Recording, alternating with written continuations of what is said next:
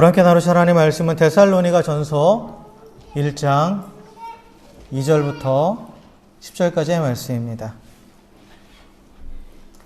좀 주보를 참조해 주시면 좋을 것 같아요. 오늘 자막이 좀 문제가 있어서. 데살로니가 전서 1장 2절부터 10절까지의 말씀, 우리 한 절씩 교독하겠습니다. 우리가 너희 모두로 말미암아 항상 하나님께 감사하며 기도할 때에 너희를 기억함은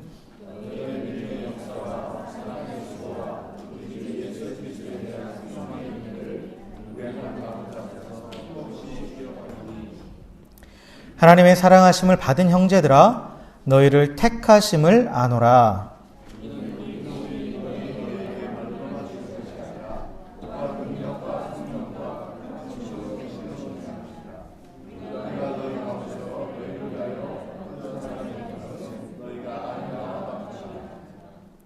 또 너희는 많은 환난 가운데서 성령의 기쁨으로 말씀을 받아 우리와 주를 본받는 자가 되었으니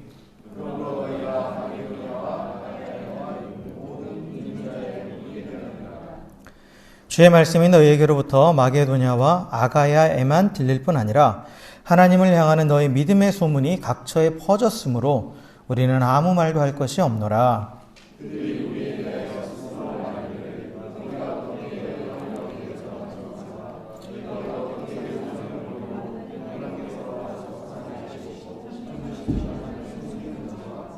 함께 읽습니다.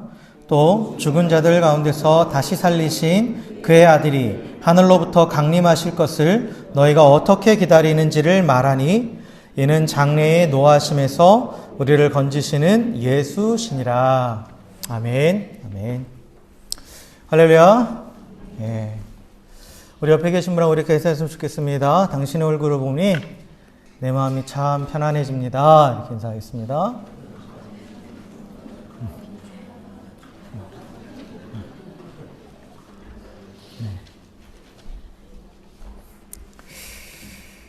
자,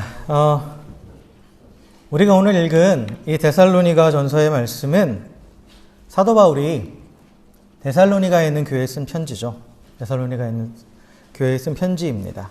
이 데살로니가라는 지역은 지금 현재 그리스 지역입니다. 그리스 지역. 그리스에 있는 속해 있는 도시인데 에게의 북서쪽에 위치하고 있어요. 그래서 바울 당시에는 이 그리스 지역을 그냥 마게도니아 지역이라고 불렀는데 이 마게도니아 지역이 주요한 무역항이었습니다. 무역항이었고, 그다음에 당시 이제 로마 제국에는 이렇게 도로망이 잘 발달해 있었는데 그 도로망이 이렇게 연결되는 주요 도로들과 이렇게 연결되는 그런 교통의 요충지였어요. 그러니까 도시가 되게 번성했겠죠. 되게 크고 번성한 도시였어요. 그래서 로마 제국은 이 데살로니가를 마게도니아 주, 우리가 SA주, NSW주 하듯이 거기다 스테이트로 이렇게 쭉 나눴는데 그 주의 주도로 삼았습니다. 그러니까 되게 큰 도시였다라는 거죠. 되게 화려한 도시였다라는 거예요. 근데 이 데살로니가의 교회가 언제 세워졌냐 보면 사도행전 17장에 보면 이제 바울이 실라와 함께 2차 전도여행을 떠납니다. 그래서 사도행전 17장에서 바울과 실라가 이 데살로니가 지역에서 이제 복음을 전해요. 그러니까 바울의 2차 전도여행은 유럽을 향한 그 전도여행에서 첫 번째 유럽을 향한 그 소아시아에서 이제 유럽으로 넘어가는 그런 전도여행이었는데 그때 이제 이 데살로니가 지역에서 바울과 실라가 복음을 전해요. 그러니까 그 기록에 보면 많은 사람들이 그 복음을 듣고 믿고 따랐다라고 그렇게 기록이 되어 있었습니다. 그렇게 기록이 되어 있어요. 그러니까 데살로니가 교회는 처음부터 막 급하게 급성장을 한 거죠. 급성장을 했어요. 그런데 문제는 뭐였냐면 이 바울은 데살로니가에서 그렇게 오랫동안 사역하지를 못했습니다. 교회가 막 성장하니까 더 이렇게 오랫동안 사역을 하고 교회를 든든히 세워야 되는데 그렇게 할 수가 없었어요. 왜냐하면 사도행전 17장에 보면 이 바울이 복음을 전할 때 그 방해하는 세력이 계속 있었죠. 그 유대인들이 쫓아다니면서 방해했어요. 이 데살로니가에서 복음을 전했을 때도 마찬가지예요. 그래서 유대인들이 그 시기에서 이 데살로니가 이 지역의 성에 큰 소동을 일으켰어요. 큰 소동을 일으키고 또 믿는 자들을 핍박했습니다. 그래서 바울은 이 데살로니가에 더 머물고 싶었는데 어쩔 수 없이 급하게 그곳을 떠나야 했어요. 그래서 이제 학자들에 의하면 바울이 데살로니가에 머문 기간을 3주로 보는 사람들도 있고, 또 그 이상으로 이제 몇 개월이다라고 보는 그런 사람들이 있는데, 어쨌든 간에 정확하게 얼마인지는 모르지만 긴 시간 동안 사역을 하지 못했다라는 거예요. 그러니까 바울이 스스로 생각하기에도 지금 떠나면 안 되는데 하면서 떠난 거예요. 지금 떠나면 안 되는데 하면서 어쩔 수 없이 떠났다라는 거죠. 그런데 놀랍게도 바울이 정말 걱정스럽게 그 데살로니가를 떠났음에도 불구하고 이 복음을 듣고 그 복음을 기쁨으로 받아들인 데살로니가 성도들의 믿음은 오늘 본문에 보니까 뭐라고 말합니까? 소문이 났다라는 거예요. 소문난 믿음이었다라는 거죠. 소문난 믿음이었다라는 거예요. 그리고 이 마게도니아 지방과 아가야, 즉 전 그리스 지역에 있는 모든 믿는 자들에게 본이 되었다라는 거예요. 본이 되었다라는 거죠. 그러면서 구체적으로 그들이 어떤 행동을 했는가, 어떤 삶의 모습을 보였는가가 이제 9절에 나오는데, 그들은 우상을 버리고 하나님께 헌신했고 또 다시 오실 그리스도를 기다리면서 고난을 인내했다라는 거예요. 그러니까 바울의 입장에서는 이 데살로니가 교회가 참 어떻게 보면 아픈 손가락인데, 그래서 기도할 때마다 걱정하고 그렇게 했었는데, 그런데 그의 걱정과는 달리 복음의 능력, 말씀의 역사가 생생하게 나타난 그런 본이 되는 교회였다라는 거죠. 그래서 우리가 이 사실을 보면 분명히 알 수 있는 게 있어요. 하나님의 교회는 하나님이 세우시는 거예요. 어느 한 사람의 카리스마 있는 지도자가 세우는 게 아니라는 거죠. 지도자가 세우는 게 아니라 씨를 뿌리면 그 씨가 뿌리를 내리고 자라게 하시는 분은 하나님이시라고 분명히 말씀하시죠.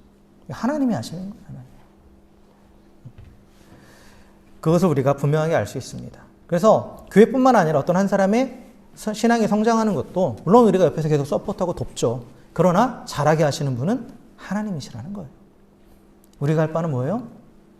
기도해주고 관심 가지고 계속해서 돌봐주는 것. 우리가 할 수 있는 거기까지 사랑의 수고를 하는 거죠. 그러나 자라게 하시는 분은 하나님이에요. 우리가 잡아 뽑아서 키울 수는 없다라는 거죠.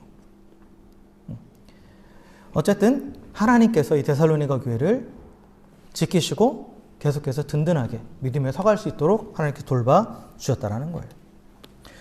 그런데 사실 이 데살로니가 교회의 상황은 쉽지 않은 상황이었어요. 그러니까 그들이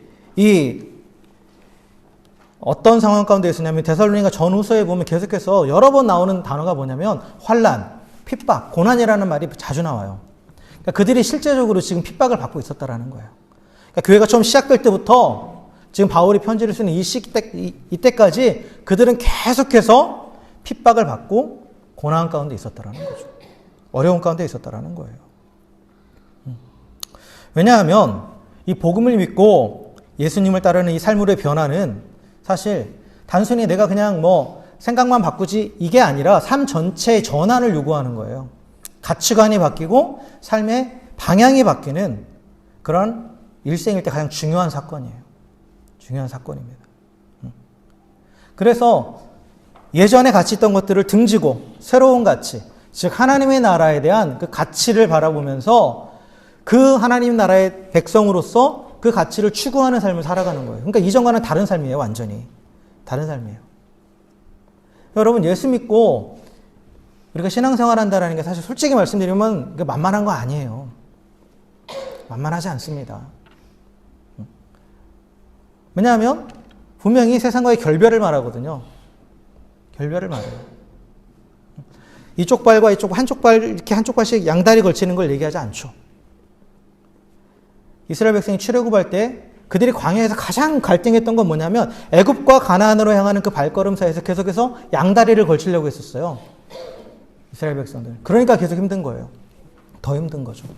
근데 이전의 삶을 포기하는 게 쉽지 않거든요. 왜냐하면 물론 복음은 하나님은 우리에게 더 나은 영원한 미래를 분명히 말씀하세요. 지금과는 비교할 수 없는.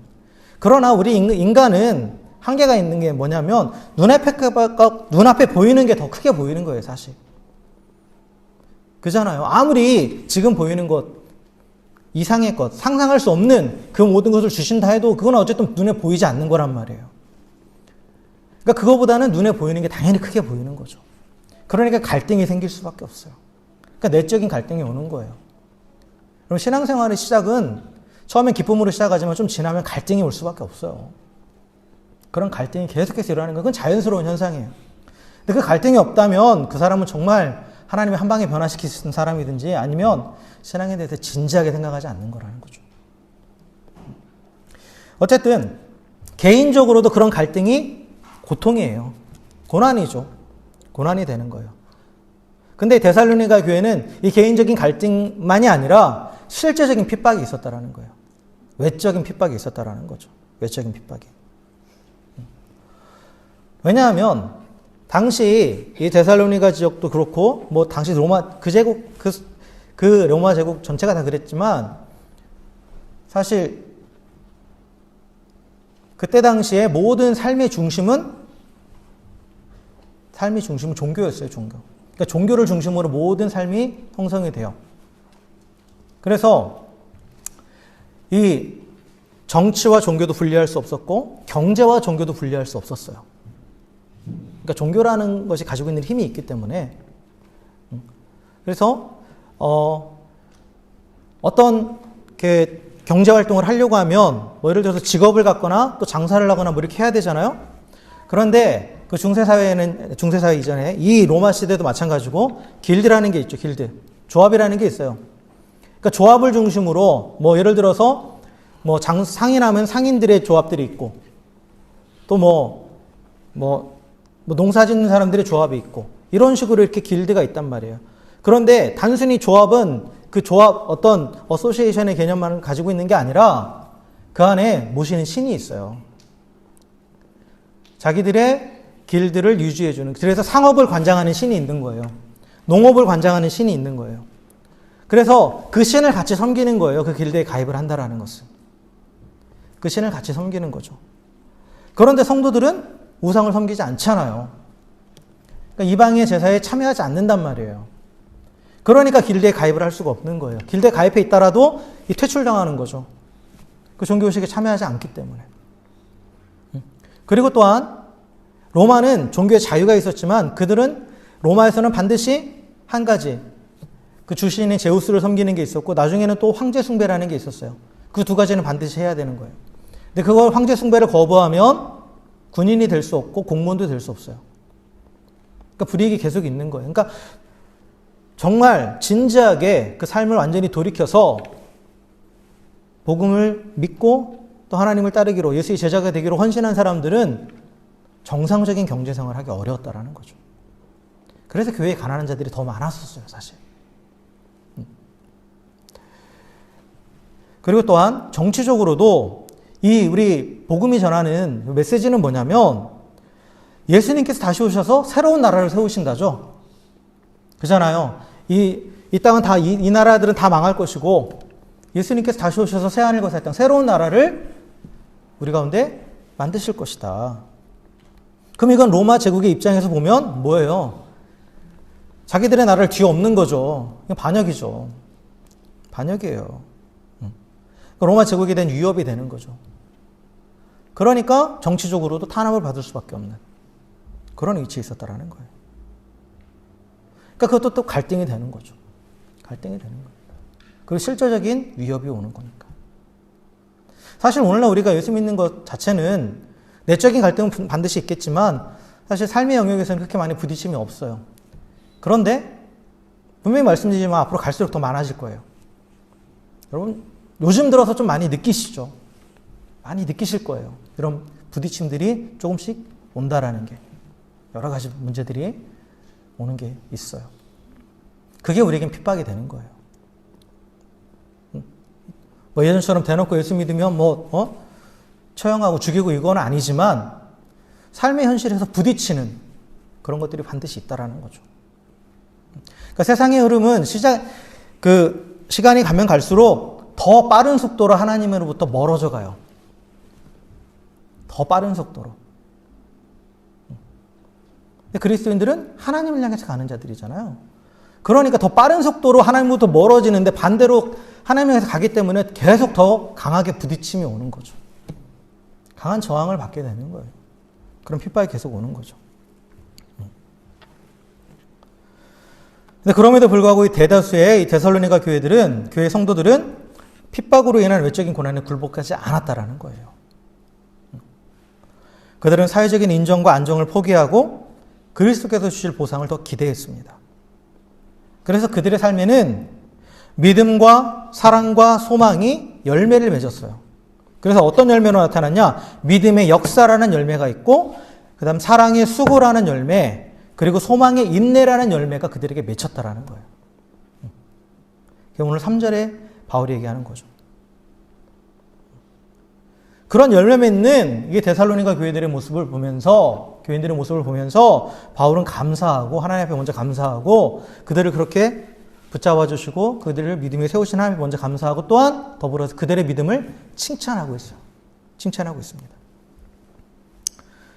사실 이 데살로니가 전서를 우리가 감사의 서신이라고 불러도 좋을 만큼 이 바울은 이 데살로니가 교회 성도들로 인해서 크게 감격하고 감사하고 있어요. 물론 바울의 서신들에 보면 초반에 그 서신을 받는 그 교회의 성도들로 인해서 감사한다는 표현들이 다 나와요. 대부분 다 나옵니다. 그러나 이 데살로니가 전서 같은 경우는 다른 어느 서신서보다 성도들을 향한 칭찬이 훨씬 더 길고 구체적으로 나와 있어요. 구체적으로. 그럴 수밖에 없는 게 바울의 입장에서는 정말 너무나 걱정되는 교회였단 말이에요.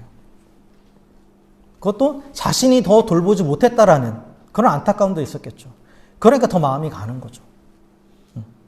그래서 실제로 바울은 그 교회가 어떻게 되는지 너무 궁금해서 디모데를 보냈어요. 지금 어떻게 하고 있는지. 근데 놀랍게도 디모데가 전해준 소식으로 인해서 바울의 걱정은 감사로 바뀌게 된 거죠. 그들이 고난 중에도 믿음을 간직하고 있었을 뿐만 아니라 간신히 믿음을 간직한 게 아니라 소문난 믿음으로, 그래서 모든 사람들에게 본이 되는 그런 믿음의 교회가 되었기 때문에 그는 그렇게 감사하고 있다는 거죠. 그러면서 3절부터 10절까지가 이제 이 데살로니가 교회가 어떠한 교회였는가, 그들이 가지고 있었던 그 정말 복음의 열매가 무엇인가를 쭉 바울이 나열하면서, 또한 그들이 가지고 있는 그 복음의 열매가 어떤 의미이고, 그리고 그들이 그렇게 열매 맺을 수 있었던 그 동력이 무엇인지, 그것에 대해서 설명을 해주고 있어요. 설명을 해줘요. 그래서 3절부터 10절까지 보면, 이제 먼저 우리가 3절을 보면 이렇게 얘기하죠. 너희의 믿음의 역사와 사랑의 수고와 우리 주 예수 그리스도에 대한 소망의 인내를 우리 하나님 아버지 앞에서 끊임없이 기억하느니 라고 얘기하죠. 그래서 여기서 뭐가 나옵니까? 믿음과 사랑과 소망이 나오죠. 믿음과 사랑과 소망, 순서는 좀 다르지만 우리가 잘 아는 기독교에 있어서 가장 중요한 세 가지 요소예요. 그죠? 기독교 신앙의 본질이죠. 믿음, 소망, 사랑. 고린도전서 13장에서는 믿음, 소망, 사랑의 순서로 나오죠. 그런데 바울은 이것이 그냥 믿음, 소망, 사랑으로가 아니라 믿음의 역사, 사랑의 수고, 소망의 인내라는 표현을 쓰죠. 그래서 믿음의 열매는 역사고, 사랑의 열매는 수고고, 소망의 열매는 인내다라고 지금 그렇게 얘기하고 있는 거예요. 그러면서 그들이 이렇게 열매를 맺을 수 있었던 것은 그들이 들은 복음 안에 이러한 세 가지 요소가 있었기 때문이다 하면서 5절에서 복음 안에 담겨있는 세 가지 요소를 또 설명하고 있어요. 5절에 보면 이는 우리 복음이 너에게 말로만 이른 것이 아니라 또한 능력과 성령과 큰 확신으로 된 것임이라 라고 얘기했죠. 그러니까 복음이 가지고 있는 세 가지 요소가 있다는 거예요. 첫 번째는 능력이고, 두 번째는 성령이고, 세 번째는 큰 확신이에요. 이게 각각 믿음과 사랑과 소망과 연결이 되는 거예요. 이게 이제 어떻게 연결되는지는 좀 이따 이제 설명을 드릴 거고, 그러면서 다시 한번 9절부터 10절까지 그들이 믿음의 열매, 사랑의 열매, 소망의 열매 이런 것들을 맺었는데 구체적으로 그의 삶이 어떻게 그게 나타났는지를 다시 한번 얘기해 줘요. 그러면서 이게 너희가 맺은 믿음의 역사고, 이게 너희가 맺은 사랑의 수고고, 이게 너희가 맺은 소망의 인내다 하면서 9절부터 10절에 보면 쭉 봐서 9절 중간에 너희가 어떻게 우상을 버리고 하나님께로 돌아와서 한 가지, 그 다음 살아계시고 참되신 하나님을 섬기는지, 이게 두 번째고요. 세 번째는 또 죽은 자들 가운데 다시 살리신 그의 아들이 하늘로부터 강림하실 것을 너희가 어떻게 기다리는지, 이렇게 해서 세 가지를 얘기해요. 실제적으로 그들이 삶에서 어떻게 지금 삶의 모습이 어떤 모습인지를 지금 다시 얘기해 주면서 이것이 복음의 열매고 그리고 이것이 이 복음의 열매를 맺게 해주는 복음의 능력이 무엇인지 복음 안에 있는 요소들이 무엇인지 세 가지를 연결을 시켜주는 거예요. 연결을 시켜주는 거예요. 그러면서 이러한 열매를 맺는 자가 결국 하나님 앞에 선택받은 자다. 선택받은 자다. 이게 4절의 말씀이죠. 즉 구원받은 자다. 라는 것을 지금 이야기하고 있습니다. 그러니까 데살로니가 교회 성도들은 이런 이론적인 것들은 잘 몰랐단 말이에요. 그냥 그렇게 살았단 말이에요. 그런데 너희는 몰랐겠지만 이게 바로 복음 안에 있는 능력과 성령과 또한 뭐라고 그랬죠? 확신으로 인해서 너희들이 맺게 된 열매다. 라고 너희들이 지금 이 삶의 모습은 그거라고 가르쳐주고 그것이 바로 하나님께 선택받은 자의 증거다. 그래서 너희는 구원받은 자다. 라는 것을 분명하게 가르쳐주고 있다는 거죠. 자, 그래서 먼저 믿음의 역사에 대해서 한번 살펴보겠습니다. 그래서 믿음의 역사라고 했을 때 역사라는 말은 히스토리가 아니에요. 히스토리가 아니라 행위를 말하는 거예요. 행위. 믿음의 행위라는 거죠. 믿음의 행위. 그러니까 믿음이 일으키는 행동 또는 믿음을 통해서 이루어지는 행동이라는 거예요. 그러니까 복음이 맺게 하는 복음이 맺게 하는 열매예요. 믿음의 역사가. 복음을 통해서 맺어주는. 그래서 데살로니가 교회는 믿음의 역사가 있었다라는 거죠. 그게 9절에서 말한 너희가 어떻게 우상을 버리고 하나님께로 돌아와서 라는 이 표현이에요. 그들에게 쓴 믿음의 행위는 뭐예요? 우상을 버리고 하나님께 돌아왔다라는 거예요. 우상을 버리고 하나님께 돌아오는 그 구체적인 행동이 이게 바로 너희가 믿음의 행위다. 너희들이 한 믿음의 행위다라는 것을 분명히 가르쳐주고 있어요. 그럼 믿음이라는 것은 단순한 컨셉이 아니에요. 개념이 아니에요. 실제적인 행위와 연결이 되는 거죠. 믿음이라는 것은. 그래서 우리가 믿음이라고 했을 때 믿음은 어떤 의미를 가지고 있냐면 내 소속을 바꾸는 거예요. 내 소속을. 내 주인을 바꾸는 거예요. 그래서 진정한 믿음은 내가 이전에 주로 믿고 따랐던 모든 우상을 버리고 이전의 삶과는 단절되고 하나님만을 따르는 그런 믿음의 행위가 따라오는 것이 진정한 믿음이라는 거예요. 진정한 믿음. 여러분 사람은 누구나 자기가 믿고 의지하는 존재가 있어요. 무신론자라 한다 할지라도. 그게 자기의 신이에요. 그게 자기의 신이죠. 진정한 의미에서 무신론자는 없어요. 근데 믿음이란 뭐냐? 내가 믿고 의지하는 그것이 잘못됐다라는 걸 깨닫고 인정하고 하나님만이 진짜 하나님이시고 참신이시고 그분만이 내가 의지할 뿐이다 라고 인정하면서 그분께로 돌아가는 거예요. 그러니까 이거를 신학적인 용어로 말하면 회심이에요. 회심. 돌아가는 거예요. 터닝백. 돌아가는 거예요. 하나님께로.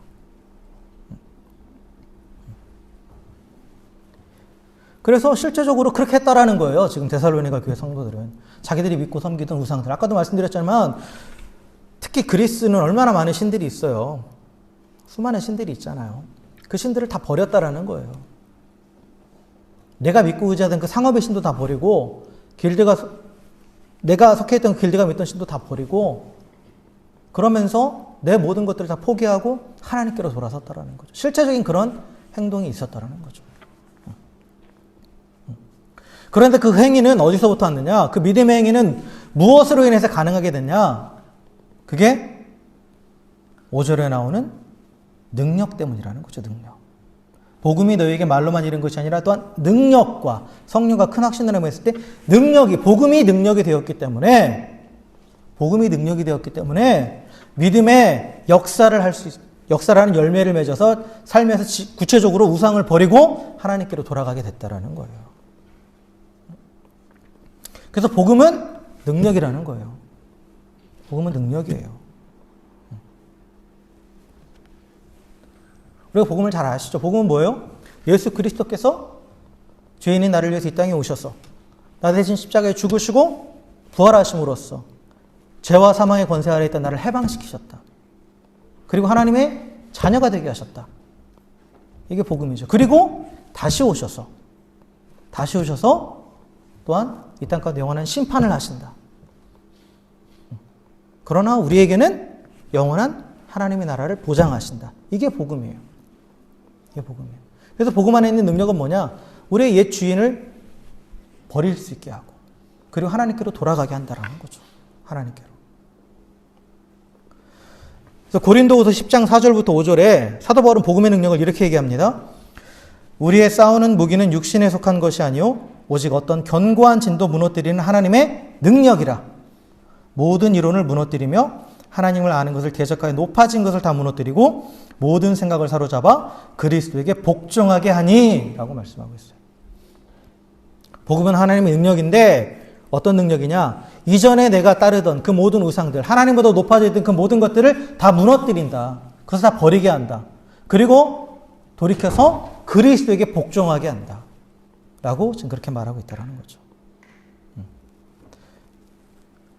그래서 그리스도께 복종한다라는 것. 세상으로부터 세상을 버리고 그리스도께 복종한다라는 것은 세상의 원칙이 아닌 하나님의 뜻을 따르는 삶을 살아간다라는 거죠. 주인을 바꾸는 게 그런 의미예요.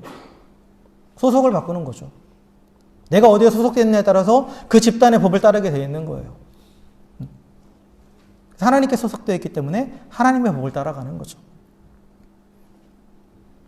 그러려면 이전에 따르던 법은 버려야 되는 거예요. 여러분이 호주 시민권자가 되면 한국 여권을 버려야 되듯이.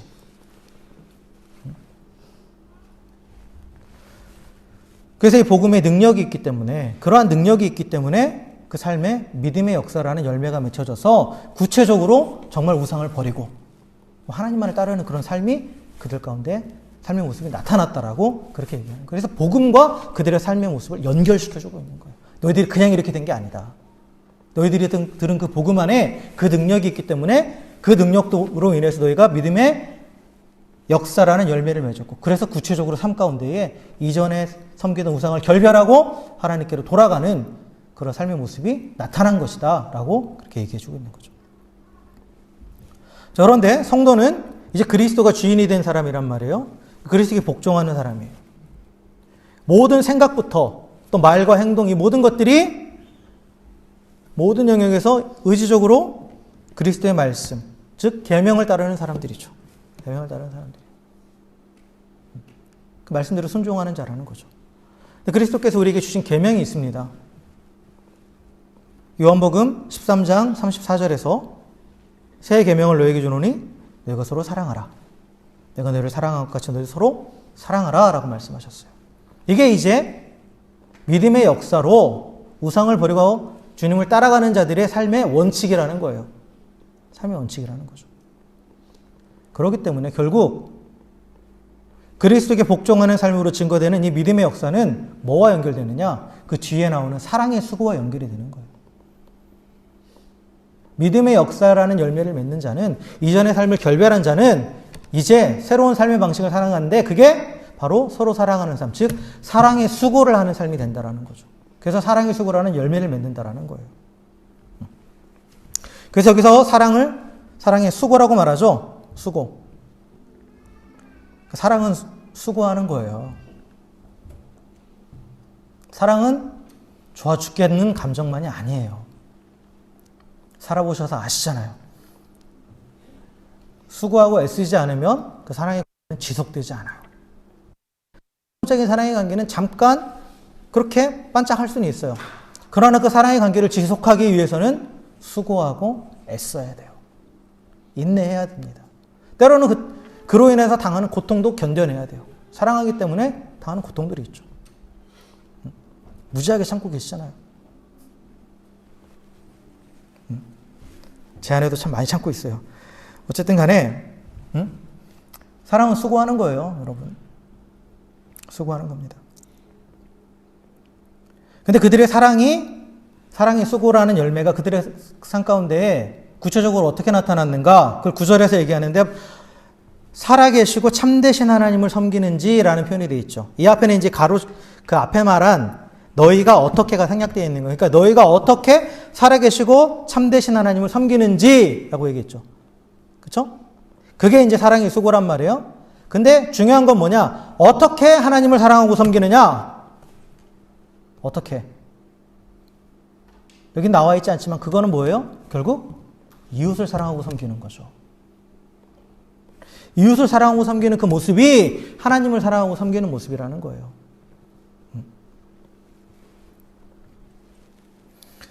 분명히 성경에서 이렇게 말합니다. 누구든지 하나님을 사랑하노라 하고 그 형제를 미워하면 이는 거짓말하는 자니 보는 바 그 형제를 사랑하지 아니하는 자는 보지 못하는 바 하나님을 사랑할 수 없느니라 라고 말하죠. 즉 눈에 보이지 않는 하나님을 향한 사랑과 섬김은 지금 내 눈 앞에 있는 이웃을 향한 사랑과 섬김으로 나타난다라는 거예요. 결국 살아계시고 참되신 하나님을 섬기는 건 어떤 거다? 이웃을 사랑하고 섬기는 거라는 거죠. 데살로니가 교회 성도들은 서로 사랑했다라는 거예요. 단순히 나 너 사랑해 이렇게 말만 한 게 아니라 그 사랑의 관계를 계속해서 유지하기 위해서 지속적으로 수고하고 애썼다라는 거죠. 그러므로서 하나님을 섬기는 삶을 살았다라는 거예요. 성경이 말하는 사랑은 아까도 말씀드렸지만 수고하고 애쓰는 거예요. 수고하고 애쓴다라는 것은 엄밀히 말하면 내가 손해보는 거죠. 손해보는 거예요. 사랑의 관계를 유지하기 위해서는 때로는 내 감정적인 손해도 감수해야 돼요. 나는 일방적으로 이 사람을 사랑하기 때문에 정말 좋게 다가가고 하지만 때로는 그 사람이 그걸 거부할 수도 있어요. 그때 오는 감정적인 손해가 있어요. 그것도 감수하는 거예요. 때로는 물질적인 손해도 감수하는 거예요. 시간적인 손해도 감수하는 거예요. 그게 성경이 말하는 아가페의 사랑이에요. 여러분 고린도전서 13장에 보면 쫙 사랑에 대해서 아주 좋은 말 쭉 써 있죠. 그 한마디로 정의하면 사랑은 손해보는 거다예요. 손해보는 거예요. 손해를 누가 자연스럽게 즐겁게 보겠어요. 그러니까 애쓰고 수고하는 거예요.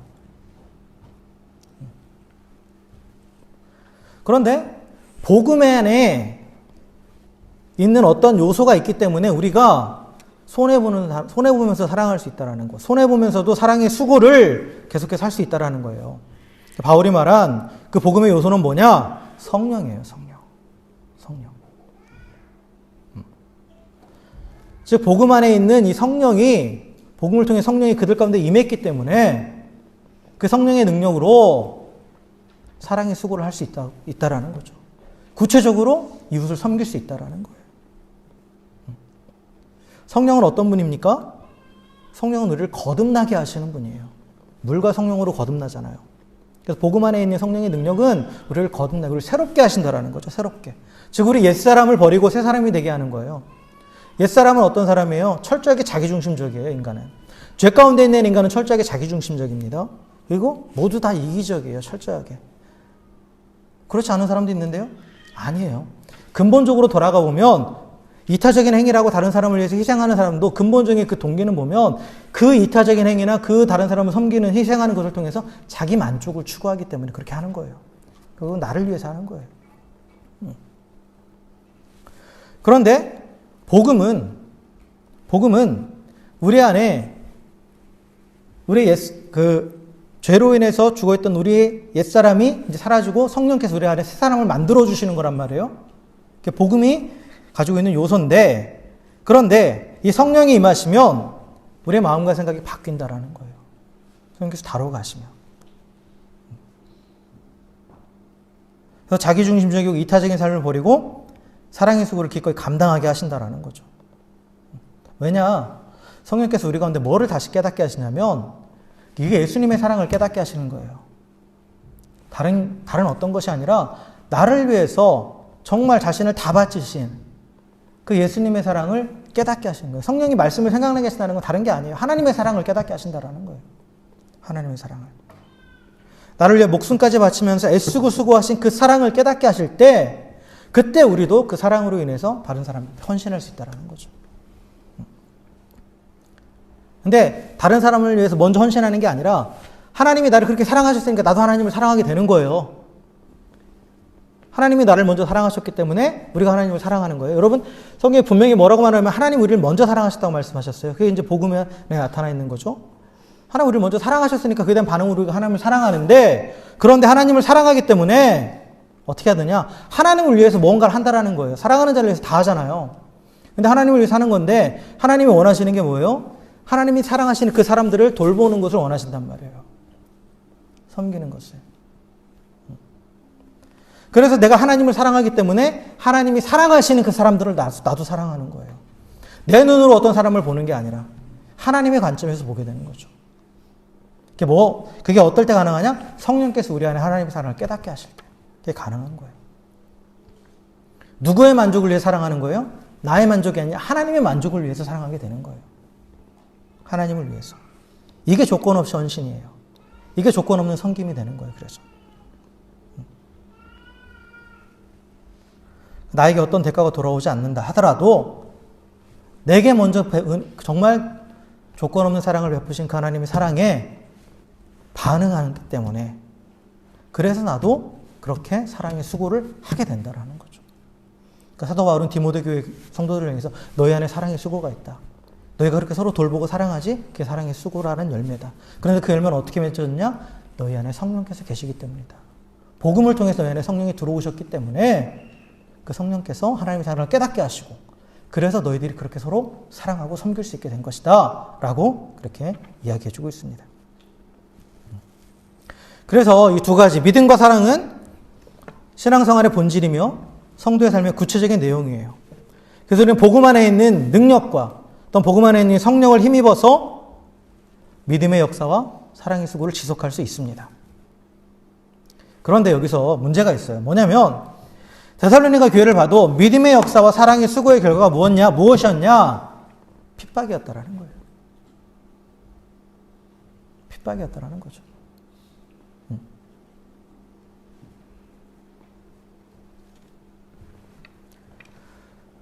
아까도 말씀드렸지만 그 이유는 뭐냐면 말씀을 따라서 믿음과 사랑의 삶을 사는 것은 세상의 방식과는 다르기 때문이에요. 반대기 때문이에요. 계속해서 부딪힐 수밖에 없다고 했죠. 개인적으로도 계속해서 갈등이 될 수도 있고 관계 안에서 계속해서 갈등이 생길 수밖에 없다는 거죠. 그로 인해서 핍박이 온다는 거예요. 그래서 데살로니가 교회는 세워지면서부터도 핍박을 받았지만 또한 이러한 열매를 맺는데도 여전히 핍박 가운데 있었다는 거예요. 니들이 이런 열매를 맺었으니까 너 이제 핍박 끝, 고생 끝, 기쁨, 행복 시작 이렇게 말하지 않아요. 이렇게 말하지 않아요. 예수님도 그러셨죠. 너희들이 나 때문에 부자가 될 것이다라고 안 하셨죠. 너희들이 나 때문에 대박을 칠 것이다고 얘기 안 하셨어요. 너희들이 나를 믿고 따르면 너희 자녀가 잘 될 것이고 너희들이 나를 믿고 따르면 너희들이 원하는 모든 일을 다 이루어질 거다 이렇게 말씀하지 않았어요. 예수님 어떻게 보면 되게 이렇게 표현하긴 그런데 되게 뻔뻔한 분이에요. 뭐라고 말씀하시냐? 나를 믿고 따르면 너에게 핍박이 있을 것이다. 좋은 말로 회의해도 따를까 말까 한데 그렇잖아요. 사람들은 뭔가를 좋은 것들을 어떻게 보장해주고 따라오라고 하는데 예수님은 아니다. 나 따라오면 너희 핍박이 있다. 다 버려야 돼. 이렇게 말씀하셨어요. 근데 다 버려도 핍박이 있다라고 분명히 말씀하셨어요. 그러니까 우리가 믿음과 사랑의 삶을 살아도 핍박은 당연히 있어요. 그러니까 어려움이 있다라는 거예요. 문제가 있을 수밖에 없다라는 거죠. 왜요? 그 길 자체가 반대로 가는 길이니까, 세상과. 반대로 가는 길이니까. 근데 그럼에도 불구하고 데살로니가 교회 성도들은 이 신앙의 본질을 지켰다라는 거예요. 그래서 그들의 믿음이 소문났다라는 거죠. 그들이 이 신앙의 본질을 지킬 수 있었던 이유가 무엇인가? 그 동력이 무엇인가? 그게 바로 세 번째로 나온 주 예수 그리스도에 대한 소망의 인내가 있었기 때문이라는 거죠.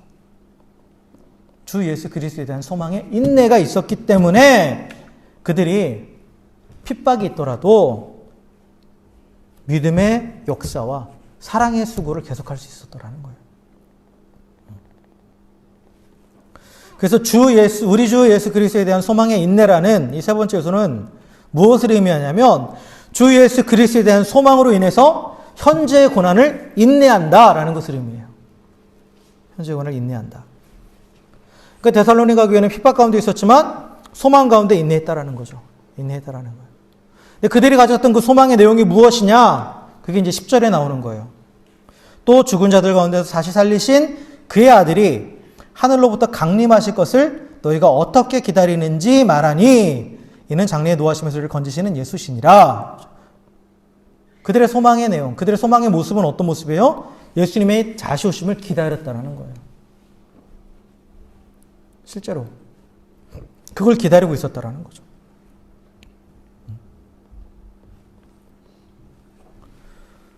성도가 이 땅에서 믿음과 사랑의 삶을 살아가는 핍박에 따르는데, 그럼에도 불구하고 그 믿음과 사랑의 삶을 지속하기 위해서는 인내해야 되는 거잖아요. 근데 인내하기 위해서는 필요한 게 뭐예요? 소망이 있어야 돼요. 소망이 없으면 못 참죠. 그잖아요. 소망이 있으니까 견디는 거예요. 소망이 있으니까. 그래서 이 소망이 있기 때문에 인내하고 사랑의 삶을 살게 하는데, 그 소망이 뭐냐? 그 소망의 대상은 예수 그리스도고, 그 소망의 내용은 예수님이 다시 오신다라는 거죠. 다시 오신다라는 거예요. 반드시 다시 오신다라는 거예요. 그래서 예수님이 다시 오심을 소망하기 때문에 핍박 중에서도 인내하며 믿음과 사랑의 삶을 살 수 있다라는 거죠. 근데 예수님의 다시 오심에 대해서, 그것에 대해서 소망과 인내를 가능하게 하는 복음의 요소는 뭐냐? 그게 바로 큰 확신이에요. 큰 확신. 복음 안에 큰 확신이 있다라는 거죠. 그럼 복음은 예수님의 십자가의 죽으심과 부활뿐만 아니라 무엇을 말씀하십니까? 예수님의 다시 오심과 장래에 있을 하나님의 노하심에서의 구원을 말씀해요. 이게 복음 안에 담겨있는 내용이에요. 10절 후반부에 언급되어 있는 것처럼 장래의 노하심에서 우리를 건지신다라는 그 약속이 있어요. 복음 안에. 여러분, 하나님은 로마서 1장 후반인가 보면 죄에 대해서 진노하시는 분이세요. 분명하게 알고 계셔야 돼요. 하나님은 KFC 할아버지처럼 항상 웃고만 계신 분이 아니에요. 죄에 대해서 진노하시는 분이에요. 분명히 성경은 말하고 있어요. 말씀하세요. 그리고 그 진노로 인해서 결국은 마지막 때 심판이 있다라고 말씀하세요. 다만 그 심판을, 그 진노의 잔을 계속 미루고 계시는 거죠. 계속 참고 계시는 분이에요. 참아주고 계시는 분이에요. 그래서 계속 기회를 주시는 분이라는 거죠. 근데 그 진노는 얼마나 혹독하냐면 지금 내가 겪고 있는 그 핍박과는 비교되지 않는다라는 거예요. 비교할 수 없는 하나님의 진노라는 혹독한 심판이 반드시 있다라는 거죠. 그래서 예수님의 재림은 이중적인 의미를 가지고 있어요. 믿는 자에게는 소망의 성취요, 믿지 않는 자에게는 심판의 시작이에요. 어쨌든 간에 심판이 있는데 그 심판은 오직 그리스도 예수 안에 있는 자에게는 넘어간다라는 거죠. 그게 이제 6월절의 의미예요. 넘어가는 거예요, 그 심판이. 그러니까 예수 그리스도만이 장래에 있을 하나님의 심판에서 우리를 구원하신다라는 거죠. 이게 복음 안에 담겨있는 큰 확신이에요. 큰 확신. 그래서 복음은 장차올 진노의 심판으로부터 구원에 대한 확신을 주는 거예요. 그 심판을 넘어간다라는 그 확신을 주는 거죠. 그리고 이 복음이 복음 안에 있는 큰 확신이라는 이 요소 때문에 성도의 삶에는 소망의 인내라는 열매가 맺힌다라는 거예요. 복음 안에 있는 큰 확신을 가지고 있는 자들은 장차 하나님의 진노하심에서 구원하실 예수 그리스도의 재림을 기다린다라는 거죠. 기대하는 거예요. 그리고 다시 오실 주님에 대한 이 소망이 있기 때문에 지금 당하는 핍박을 이겨낼 수 있게 되는 거죠. 예전에 한번 그 말씀 드렸을 거예요. 소망은 두 가지가 있다고 했어요. 살아있는 소망이 있고 죽은 소망이 있다고 그랬죠. 죽은 소망은 뭐예요? 산 소망과 죽은 소망 다 미래의 일이에요. 근데 죽은 소망은 지금 나에게 아무 영향도 끼치지 못하는 거예요. 아무 영향도 끼치지 못하는 거예요. 어떻게 보면 단순한 망상, 허상에 불과한 거죠. 그런데 살아있는 소망은 이 소망 때문에 현재를 살아가게 하는 힘이 되는 거예요. 예수님의 재림에 대한 소망은 산 소망이에요. 살아있는 소망이라는 거죠. 그래서 현재를 살아갈 수 있게 하는 힘이 된다는 거예요. 현재의 고난과 핍박을 인내할 수 있게 하는 힘이 된다는 거죠. 이 산 소망이 있기 때문에 우리는 인내하면서 현재 핍박을 이겨내고 믿음의 역사와 사랑의 수고를 지속할 수 있다는 거예요. 데살로니가 교회 성도들은 그렇게 살았다는 거죠. 산 소망이 있었기 때문에.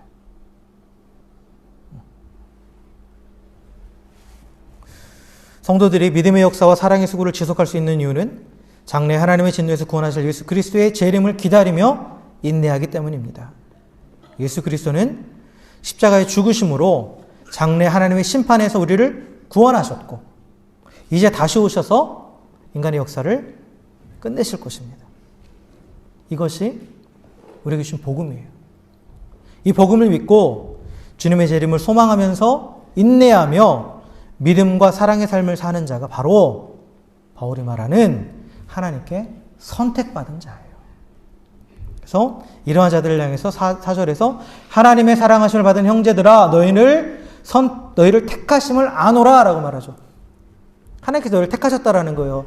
그리고 나서 5절부터가 쭉 그 이유를 말하는 거예요. 지금까지 제가 말씀드린 너희들이 믿음의 역사를 하고 또한 사랑의 수고를 하고 소망의 인내를 하고 있잖아. 그것이 너희가 하나님께 선택받았다라는 증거라는 거예요. 하나님께 구원받은 자라는 거죠. 여러분, 하나님께 선택받은 사람은 어떤 눈에 보이는 큰 이적을 행하는 사람이 아니에요. 우리가 눈에 보이는 어떤 크고 위대한 일을 하는 사람이 아닙니다. 하나님께서 우리 가운데 허락하신 그 복음을 능력과 성령과 큰 확신으로 받은 자, 그러한 자는 그 삶 가운데 믿음의 역사와 사랑의 수고와 소망의 인내라는 열매를 맺는데 이 열매를 맺는 사람이 바로 하나님께서 선택하신 자라는 거예요. 열매를 보면 아는 거죠. 그래서 열매를 보면. 그리고 이것이 바로 구원의 확신의 근거가 되는 거예요. 장차 우리가 구원받았다라는 그것에 대한 확신의 근거는 뭐 일을 많이 하고 뭘 하고 이게 아니에요. 내 안에 믿음의 역사가 있는가? 내 삶 가운데. 그러니까 믿음의 행위가 있는가? 그리고 또한 사랑의 수고를 계속하고 있는가? 소망 가운데 인내하고 있는가? 그렇다면 구원받은 자라는 거예요.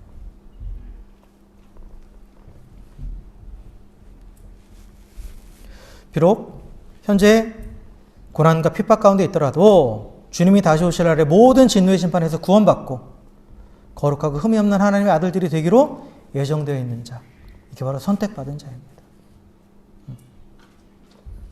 그래서 어떤 상황에서도 주님이 다시 오심을 소망하면서 믿음의 역사와 사랑의 수고를 계속하고 있다라면 그 사람은 하나님의 선택받은 자임을 확신하시길 주의 이름으로 축원합니다. 네, 말씀을 정리하겠습니다. 데살로니가 교회는 비록 사도 바울의 가르침을 오래 받지는 못했지만 복음의 능력과 성령과 큰 확신으로 인해서 믿음의 역사와 사랑의 수고와 소망의 인내라는 열매를 맺었습니다. 그리고 그 열매는 그들의 삶 가운데에 모진 핍박과 환난 가운데서도 모든 우상을 버리고 하나님께 돌아와 하나님을 섬기고 서로 사랑하며 예수님의 재림을 기다리는 그런 삶의 모습으로 구체적으로 드러났습니다. 그래서 그들의 삶의 모습을 보면서 사람들은 그들 안에 있는 믿음을 보게 되고 그리고 그들의 믿음이 소문났다라는 거예요. 결국 그들의 믿음이 본이 됐다라는 건 결국 그들의 삶의 모습이 본이 됐다라는 거예요. 모든 믿는 자들의 본이 됐다라는 거죠.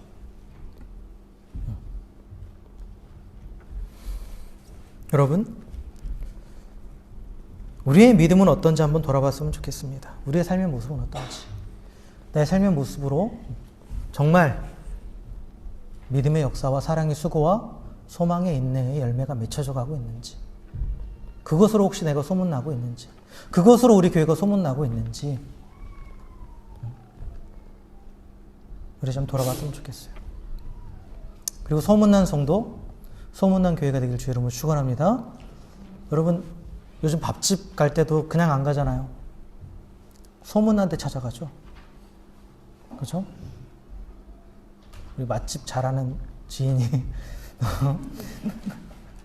다 찾아보고 소문 보고 찾아가죠. 평가 다 보고 찾아가요, 요즘에. 여러분 자녀들 학교 보내실 때도 마찬가지죠. 다 평판을 들어보고 좋은 것을 보내요. 또 하나님의 자녀, 하나님께서 당신의 자녀를 맡기실 때 누구에게, 어떤 교회에게 맡기실까요? 소문난 성도, 소문난 교회에 맡기시겠죠.